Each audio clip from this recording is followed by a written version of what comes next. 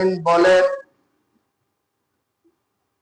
আলাম তারা কাইফা ফাআলা রাব্বুকা বিআসহাবিল ফিল। আল্লাহ রাব্বুল আলামিন বলেন আলাম তারা, তুমি কি দেখোনি, কাইফা ফাআলা রাব্বুকা বিআসহাবিল ফিল, আমি হাতিওয়ালাদের সঙ্গে, হাতির অধিপতিদের সঙ্গে কি আচরণ করেছিলাম। আল্লাহ রাব্বুল আলামিন পরের আয়াতে বলছেন আলাম ইয়াজআল কাইদাহুম ফি তাদলিল, অবশ্যই আমি কাফেরদের চক্রান্তকে আমি রব্বুল আলামিন দুর্বল করে দেব। আল্লাহ পাক পরের আয়াতে বলছেন ওয়া আরসালা আলাইহিম তায়রান আবাবিল, কাফেরদের বিরুদ্ধে আমি কাফেরদের বিরুদ্ধে পক্ষীকুল পাখির ঝাঁকে ঝাঁকে পাখি প্রেরণ করলাম। তারমিহিম বিহিজারাতিন মিন সিজ্জিল, যে পাখিগুলো কাফেরদের উপরে পাথর নিক্ষেপ করলো, ফাজআলাহুম কা'আসফিন মাকুল, এবং কাফেররা ধুলির সঙ্গে মিশে চূর্ণ বিচূর্ণ হয়ে গেল। বলেন সুবহানাল্লাহ। এই হচ্ছে আয়াতের শাব্দিক অনুবাদ। আমরা এবার ব্যাখ্যাতে যাব। আল্লাহ রাব্বুল আলামিন প্রথম আয়াতের মধ্যে বলেছেন আলাম তারা কাইফা ফাআলা রাব্বুকা বিআসহাবিল ফিল। ইয়া রাসূলুল্লাহ, ইয়া হাবিবুল্লাহ, আপনি কি দেখেন নাই আমি হাতিওয়ালাদের সঙ্গে, হাতির অধিপতিদের সঙ্গে কিরূপ আচরণ করেছিলাম। আয়াতের ব্যাখ্যার মধ্যে এসেছে তাফসীরে ইবনে কাসীরের মধ্যে, তাফসীর কারক ব্যাখ্যা লিখেছেন হুমায়ুন গোত্রের শেষ বাদশা জুলওয়াস, যে খুবই অত্যাচারী একজন অহংকারী বাদশা ছিল। জুলওয়াসের প্রধান সেনাপতি ছিল আবরাহা। জুলওয়াসের মৃত্যুর পরে আবরাহা যখন ক্ষমতার চেয়ারের মধ্যে বসলো, আবরাহা তখন বলল, সে অহংকার করলো, অহংকার করে হাজার হাজার মুসলমানকে আবরাহা হত্যা করতে শুরু করলো। ইবনে কাসীরের মধ্যে বর্ণিত হয়েছে আবরাহা 20,000 মুসলমানকে হত্যা করলো। আবরাহা এবার বলতেছেন আমি হচ্ছি তামাম পৃথিবীর মালিক, আমি হচ্ছি তামাম পৃথিবীর রব, আসমানের মালিক আল্লাহ রাব্বুল আলামিনের কোনো ক্ষমতা নেই। বলেন নাউযুবিল্লাহ। আবরাহা এই কথা যখন বলল, আবরাহা যখন অহংকার করে বসলো, এবার সে বলল ওই আসমানের রবের বিরুদ্ধে আমি যুদ্ধ করব, আসমানের রবের বিরুদ্ধে আমার সেনাবাহিনী প্রস্তুত করব এবং যুদ্ধের ময়দানে গিয়া ওই আল্লাহ রাব্বুল আলামিনকে পরাজিত করব। বলেন নাউযুবিল্লাহ। আমরা এবার কাবা চত্বরে চলে আসলো।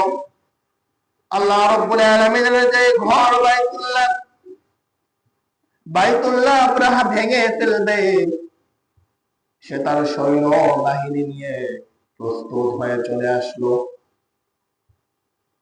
আসার পরে বাইতুল্লাহর দায়িত্ব ছিল বিশ্বনবী মুহাম্মদুর রাসূলুল্লাহ সাল্লাল্লাহু আলাইহি ওয়াসাল্লামের চাচা আব্দুল মুত্তালিবের হাতে। আব্দুল মুত্তালিব বাইতুল্লাহর খাদেম ছিলেন। আব্দুল মুত্তালিবের যে উটগুলো ছিল, মুত্তালিবের উটগুলো আবরাহা দখল করে নিল এবং কিছু মানুষকে পাঠিয়ে দিল, তোমরা আব্দুল মুত্তালিবকে ডেকে নিয়ে এসো, আমি আব্দুল মুত্তালিবের সকল সম্পত্তি দখল করে নিব এবং আব্দুল মুত্তালিবের সে যে কাবা ঘরের খাদেম, কাবা ঘরকে আমি ধ্বংস করে দেব। বলেন নাউযুবিল্লাহ। আব্দুল মুত্তালিবের কাছে এবার কিছু ব্যক্তি চলে গেল। যাওয়ার পরে বলতেছে, আব্দুল মুত্তালিব, আব্রাহা এসেছে, আপনার যে উটগুলো ছিল সেই উটগুলোকে আব্রাহা দখল করে নিয়েছে এবং সে দাবি করতেছে সে হচ্ছে পৃথিবীর সবচাইতে বড় রব এবং সে আল্লাহ রাব্বুল আলামিনের ঘরকে ধ্বংস করে দিবে, আপনাকে ডাকলো সে। আব্দুল মুত্তালিব এই সংবাদ শোনার পরে চলে আসলো। আসার পরে আব্দুল মুত্তালিব বলতেছে, ও আব্রাহা, দেখো আমি তো এই উটগুলোর মালিক, আমি তো কাবা ঘরের মালিক না, আমি হচ্ছি কাবা ঘরের খাদেম। তুমি আমার উটগুলিকে ফেরত দিয়ে দাও। এবং কাবার মালিক নিজে ওনার ঘরকে তার রহমত দিয়ে ওই কাবার মালিক আল্লাহ রাব্বুল আলামিন রক্ষা করবেন, বলেন সুবহানাল্লাহ।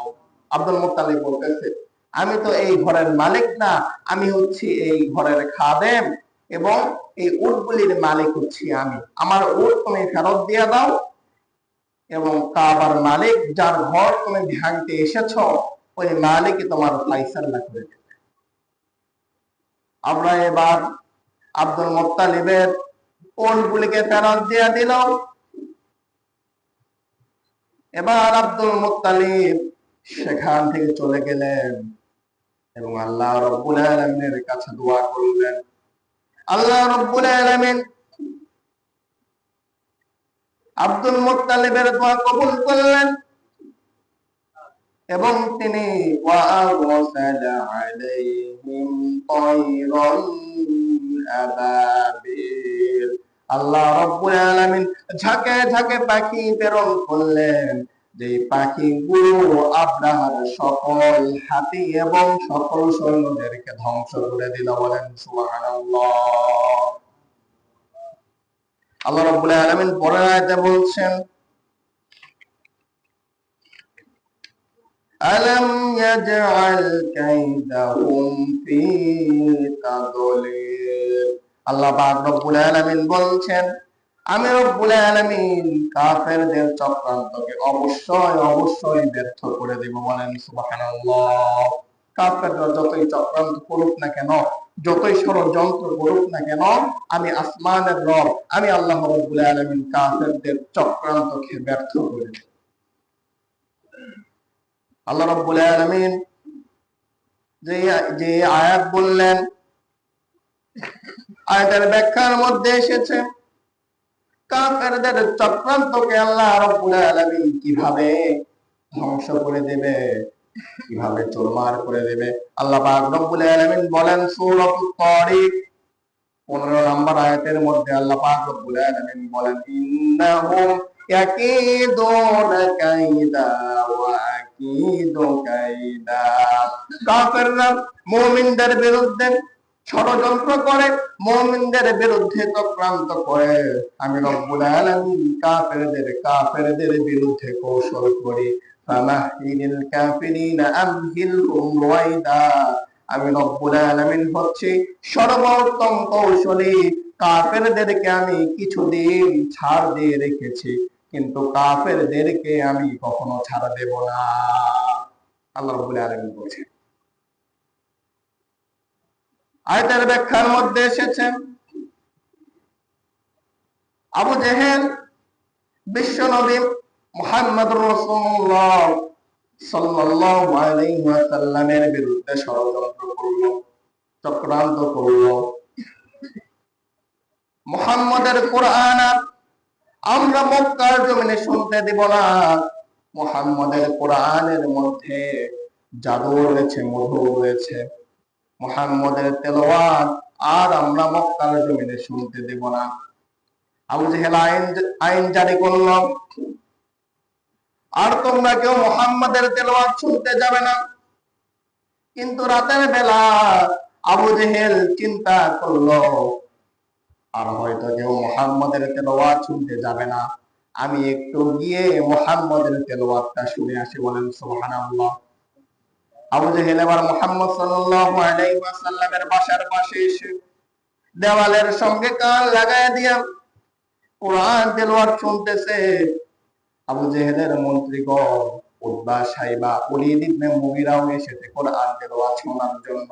সবার ভিতরে একই চিন্তা, হয়তো আমি শুধু শুনবো আর কেউ শুনবে না। এবার বাসায় যাওয়ার পথে আবু জেহেলের সঙ্গে উতবা সাইবা ওলীদ ইবনে মুগীরার দেখা হয়ে গেল। এবার তারা প্রশ্ন করছেন, নেতাজি আপনি তো বললেন আপনি আর কাউকে কোরআন শুনতে দেবেন না, আবার আপনি নিজেই কোরআন শোনার জন্য এসেছেন।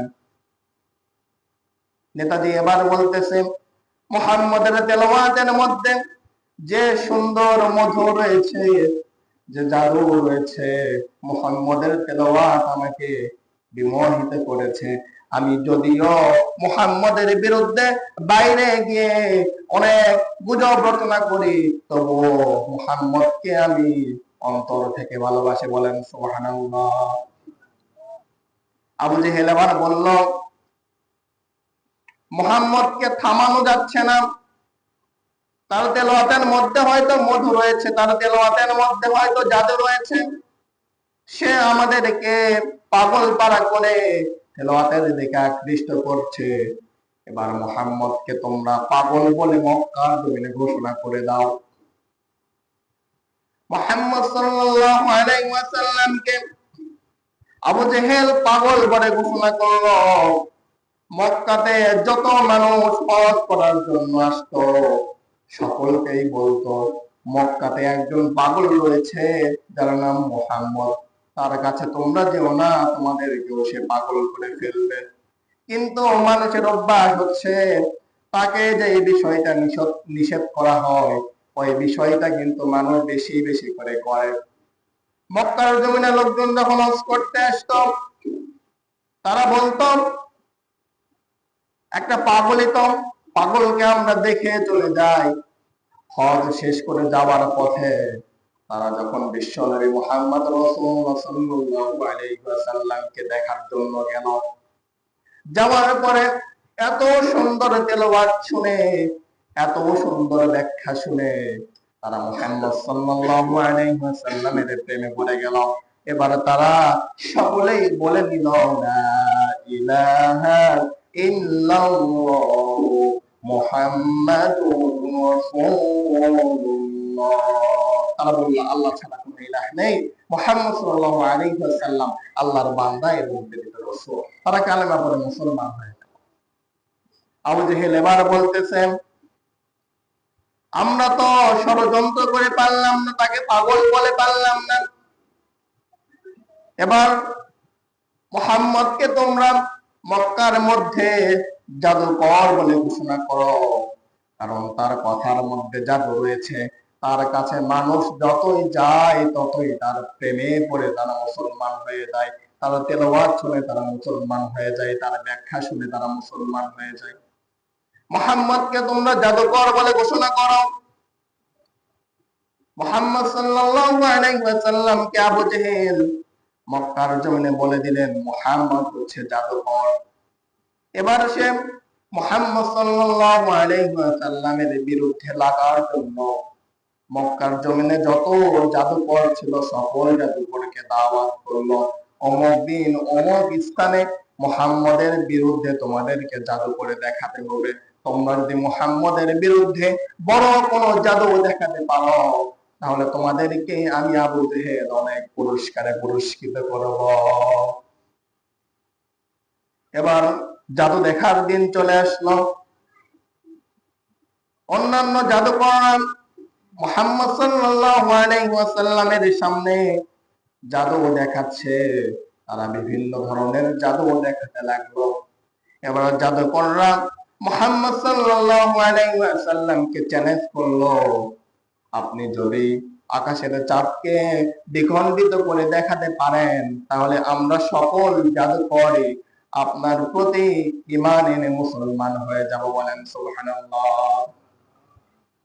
বিশ্বনবী মুহাম্মদ সাল্লাল্লাহু আলাইহি ওয়াসাল্লাম আল্লাহর কাছে দোয়া করলেন, ও রব্বুল আলামিন, কালেমার দাওয়াত দেওয়ার সুযোগ এসেছে, তারা মুসলমান হয়ে যাবে।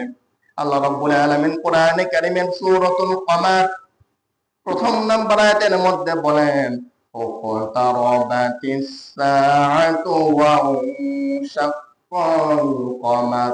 আল্লাহ পাক রব্বুল আলামিন বলেন কিয়ামত নিকটবর্তী হয়েছে এবং আকাশের চাঁদকে আমি রব্বুল আলামিন অচিরেই দ্বিখণ্ডিত করে দেব। বলেন সুবহানাল্লাহ। আল্লাহ রব্বুল আলামিন আকাশের চাঁদকে দ্বিখণ্ডিত করে দিলেন এবং যে জাদুকর গুলোকে আবু জেহেল ভাড়া করে নিয়ে এসেছিল ওই জাদুকর গুলোই কালেমা পড়ে মুসলমান হয়ে গেলেন। বলেন সুবহানাল্লাহ। আবু জেহেল দেখতেছে মুহাম্মদকে পাগল বলেও পারা যায় না, জাদুকর বলেও পারা যায় না, কোরআন তেলাওয়াত নিষিদ্ধ করেও পারা যায় না। এবার আবু জেহেলের বিরুদ্ধে আমরা কি পরিকল্পনা করব, কি সিদ্ধান্ত নেওয়া যায়? আবু জেহেল তার মন্ত্রিসভার লোকদেরকে নিয়ে পরিকল্পনা করতেছে। সূরাতুল আনফাল 30 নম্বর আয়াতের মধ্যে আল্লাহ রাব্বুল আলামিন বলেন ওয়াইদ ইয়ামকুরু বিকাল্লাযীনা কাফারু লিয়ুসাবিতুকা আও ইয়াকতুলুকা আও ইউখরিজুকা ওয়া ইয়ামকুরুনা ওয়া ইয়ামকুরুল্লাহ আল্লাহু খায়রুল মাকিরিন। আল্লাহ রাব্বুল আলামিন বলেন ওয়াইদ ইয়ামকুরু বিকাল্লাযীনা কাফারু। ইয়া রাসূলুল্লাহ, ইয়া হাবিবুল্লাহ, আপনি স্মরণ করুন সেই সময়ের কথা যখন কাফেররা আপনার বিরুদ্ধে সিদ্ধান্ত নিয়েছিল, ফাইনাল সিদ্ধান্ত, লিয়ুসবিতুকা, কাফেররা আপনাকে জেলখানার মধ্যে বন্দী করবে, আও ইয়াকতুলুকা, অথবা কাফেররা আপনাকে হত্যা করবে, আও ইউখরিজুকা, অথবা কাফেররা আপনাকে দেশ থেকে বের করে দেবে, দেশ থেকে বিতাড়িত করে দেবে। ওয়ায়ামকুরুনা ওয়ায়ামকুরুল্লাহ, কাফেররা আপনার বিরুদ্ধে চক্রান্ত করে, ওয়ায়ামকুরুল্লাহ, আমি আল্লাহ রাব্বুল আলামিন কাফেরদের বিরুদ্ধে কৌশল করি। আল্লাহু খায়রুল মাকিরিন, আমি আল্লাহ রাব্বুল আলামিন হচ্ছি সর্বোত্তম কৌশলী। বলেন সুবহানাল্লাহ। কাফেররা মুহাম্মদ সাল্লাল্লাহু আলাইহি ওয়াসাল্লামের বিরুদ্ধে, মুমিনদের বিরুদ্ধে, সৎ বান্দাদের বিরুদ্ধে কৌশল করে, ষড়যন্ত্র করে। আল্লাহ পাক বলছেন আমিও তাদের বিরুদ্ধে কৌশল করি। আল্লাহ রাব্বুল আলামিন ধরেন না। আল্লাহ রাব্বুল আলামিন ধরলে আর ছাড়েন না। আর বাস্তব প্রমাণ আগস্টের এই 5 তারিখের পূর্বে যারা মানুষদের উপরে জুলুম করেছিল, নির্যাতন করেছিল, নিপীড়ন করেছিল, ইসলামী আন্দোলনের কর্মীদেরকে জেলখানায় গ্রেফতার করেছেন, তাদের হাত কেড়ে নিয়েছে, পা কেড়ে নিয়েছে, বিনা দোষে ফাঁসির কাস্টে ঝুলাইয়া দুনিয়ার জমিন থেকে বিদায় করে দিয়েছে। আল্লাহ রাব্বুল আলামিন এই সমস্ত জালেমদেরকে ধ্বংস করে দিয়েছেন। আল্লাহ রাব্বুল আলামিন এই সমস্ত জালেমদের বিরুদ্ধে বলেন সূরাতুল আনআম 45 নম্বর আয়াতের মধ্যে ফাকুতিয়া দাবিরুল কওমিল্লাযীনা যালামু ওয়ালহামদুলিল্লাহি রাব্বিল আলামিন। আল্লাহ রাব্বুল আলামিন বলেন ফাকুতিয়া দাবিরুল কওমিল্লাযীনা যালামু, যারা মানুষদের উপরে জুলুম করেছিল, মানুষদের উপরে নির্যাতন করেছিল, তাদের উপরে নিপীড়ন করেছিল, জুলুম করেছিল, আমি রব্বুল আলামিন ফাকুতিয়া, তাদের শিকড়কে যেন গোড়া থেকে কেটে দিয়েছে। বলেন সুবহানাল্লাহ। আলহামদুলিল্লাহি রাব্বিল আলামিন, এবং সমস্ত প্রশংসার মালিক হচ্ছি আমি রব্বুল আলামিন। বলেন সুবহানাল্লাহ। আল্লাহ পাক বলছেন যারা মানুষদের উপরে জুলুম করেছিল, নির্যাতন করেছিল, নিপীড়ন করেছিল, বিনা দোষে বিনা কারণে মানুষদেরকে গ্রেফতার করেছে, দেশ থেকে বের করে দিয়েছে, ফাঁসির কাস্টে ঝুলিয়ে দুনিয়ার জমিন থেকে শেষ করে দিয়েছে, এই সমস্ত জালেমদের শিকড়কে আমি রব্বুল আলামিন গোড়া থেকে কেটে দিয়েছি। আলহামদুলিল্লাহি রাব্বিল আলামিন, এবং সমস্ত প্রশংসার মালিক হচ্ছি আমি রব্বুল আলামিন। এই আয়াত থেকে আল্লাহ রব্বুল আলামিন বোঝাতে যাচ্ছেন আগামীতে যারা ক্ষমতার মসনদে বসবে তারা যেন অন্তত পক্ষে মানুষদের উপরে জুলুম না করে, নির্যাতন না করে। কারণ যে মানুষদের উপরে জুলুম করে, নির্যাতন করে, নিপীড়ন করে, তাহলে ওই সমস্ত জালেমদের শিকড়কে আল্লাহ রাব্বুল আলামিন গোড়া থেকে উপড়ে দেবেন। 3 নম্বর আয়াতে আল্লাহ রাব্বুল আলামিন বলেন ওয়া আরসালা আলাইহিম তায়রান আবাবিল, আমি রব্বুল আলামিন কাফেরদের বিরুদ্ধে তায়রান আবাবিল ঝাঁকে ঝাঁকে পাখি প্রেরণ করলাম, তারমিহিম বিহিজারাতিন মিন সিজিল, এবং আমি কাফেরদের উপরে পাখিগুলো পাথর নিক্ষেপ করতে লাগলো, ফাজআলাহুম কাআসফিন মাআকুল, এবং আমি কাফেরদেরকে তুলার মতো ভুসির মতো যেন দুনিয়ার জমিন থেকে শেষ করে দিলাম। আল্লাহ রাব্বুল আলামিন মুমিনদেরকে সুসংবাদ দিয়ে বলছেন সূরাতুল ইমরান 160 নম্বর আয়াতের মধ্যে, ইয়ানসুরুকুমুল্লাহু ফালা গালিবা লাকুম, আল্লাহ রাব্বুল আলামিন যাদেরকে সাহায্য করে মুমিনদেরকে আল্লাহ রাব্বুল আলামিন যদি সাহায্য করে মুমিনদের উপরে কিয়ামত পর্যন্ত কেউ বিজয় অর্জন করতে পারবে না। আল্লাহ রাব্বুল আলামিন এই আয়াত দ্বারা মুমিনদেরকে আশ্বাস দিচ্ছেন, আমি যদি তোমাদেরকে সহযোগিতা করি তাহলে তোমাদের উপরে কিয়ামত পর্যন্ত কেউ বিজয় অর্জন করতে পারবে না, এবং আমি মুমিনদেরকে বিজয় দান করব। আমি যে কথাগুলো বললাম আল্লাহ রাব্বুল আলামিন আমাদের সকলকে বোঝার এবং আমল করার তৌফিক দান করুন। ওয়া আখিরি দাওয়ানা আলহামদুলিল্লাহি রাব্বিল আলামিন। আসসালামু আলাইকুম ওয়া রাহমাতুল্লাহি ওয়া বারাকাতুহু।